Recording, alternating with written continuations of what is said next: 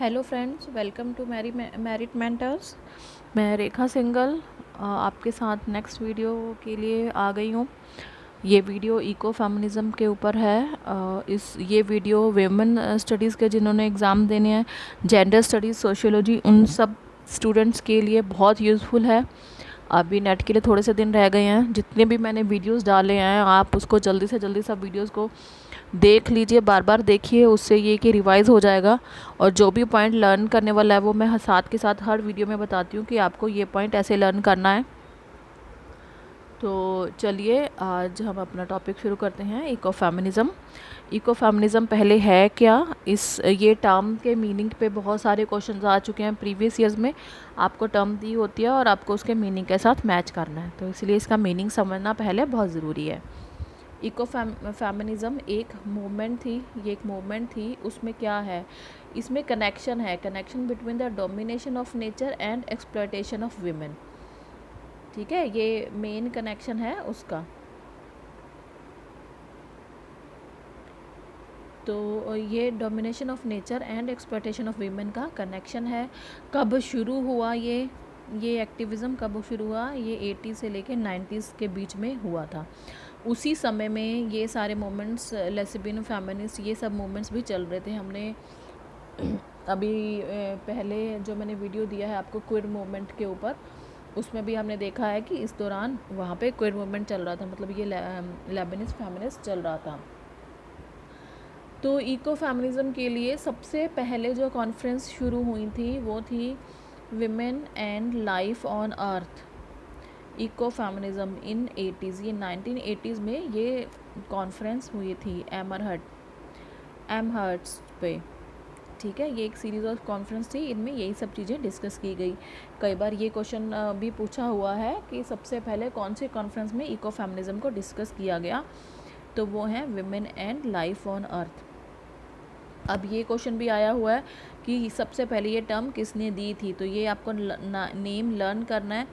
François D ऑबॉन, उन्होंने ये सबसे पहले टर्म यूज़ की थी अपनी बुक में। ये फ्रेंच फेमिनिस्ट थी, तो ये उनकी फ्रेंच बुक है ले फेमिनिज्म और मोट, इसमें इन्होंने इस टर्म को यूज़ किया था। क्या कहती हैं वो, इको फेमिनिज्म में वो रिलेट करती हैं oppression and domination of all marginalized group to oppression and domination of nature. जितना भी ऑपरेशन हो रहा है विमेन का और जो नेचर का ऑपरेशन है, उन दोनों को इन्होंने इंटरकनेक्ट किया है।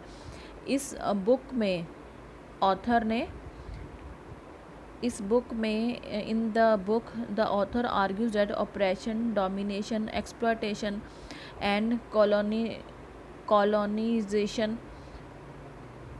from the Western patriarchal society has directly caused irreversible environmental changes। उन्होंने इसको इससे रिलेट किया है।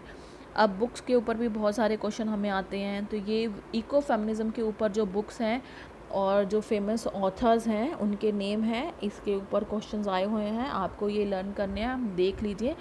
विमेन एंड नेचर बुक सबसे पहले देखिए सुजन ज़िरिफिन ने 78 में लिखी है। द डेथ ऑफ नेचर, ये कैरोलिन मर्चेंट ने लिखी थी।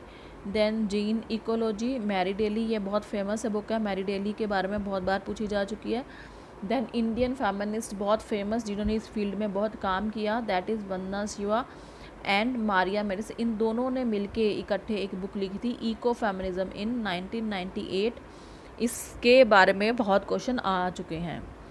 अब शिवा ने, देखिए शिवा ये इंडियन फेमिनिस्ट हैं, इसके लिए इसके बारे में हम थोड़ा सा और जान लेते हैं। वो उन्होंने बहुत इम्पॉर्टेंट रोल प्ले किया इस मूवमेंट में।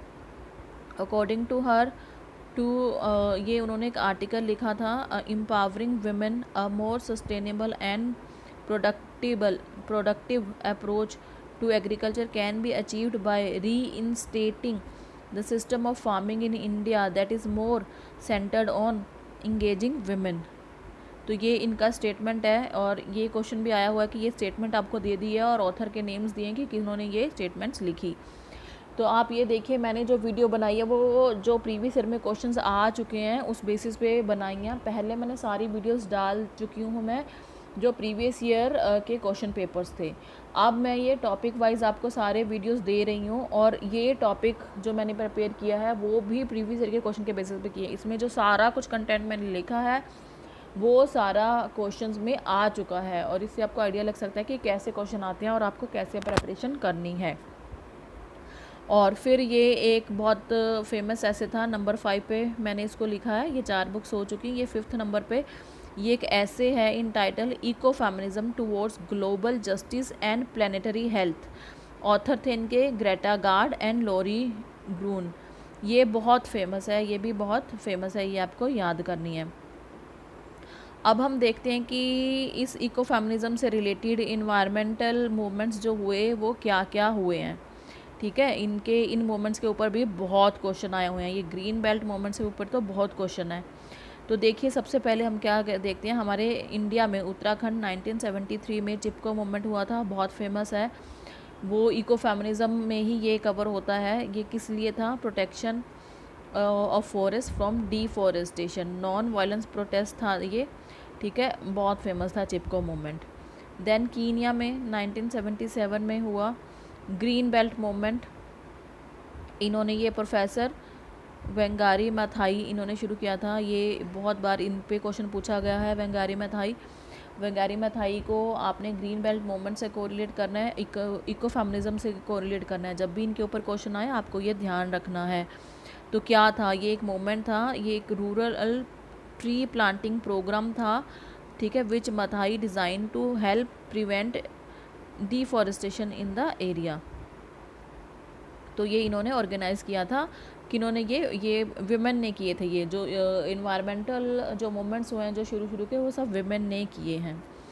देन 80s और 81 में ये एक बहुत फेमस था, पेंटागन पे जो ऑर्गेनाइज हुआ था प्रोटेस्ट। इन्होंने क्या किया? Women stood hand in hand demanding equal rights including social, economical, reproductive rights as well as an end to militaristic actions taken by government and exploitation of community। ठीक है, this movement is known as women's Pentagon action. तो women's Pentagon action movement भी बहुत famous है। ठीक है, तो अभी हमने इको फेमिनिज्म किया, पहले किसने वो टर्म दी, इसका मीनिंग क्या है, इसकी फेमस बुक्स कौन सी हैं, फेमस फेमिनिस्ट कौन से हैं जिन्होंने ये काम किया, और ये सेकेंड वेव फेमिनिज्म के साइड बाय साइड चला, और इसी दौरान मूवमेंट्स क्या क्या हुई, ये सब क्वेश्चन आ चुके हैं और अभी भी आने की उम्मीद है। तो आप इस वीडियो को अच्छे से देखिए, ये नोट्स बनाइए और आप इस टॉपिक को प्रिपेयर कीजिए। बाय।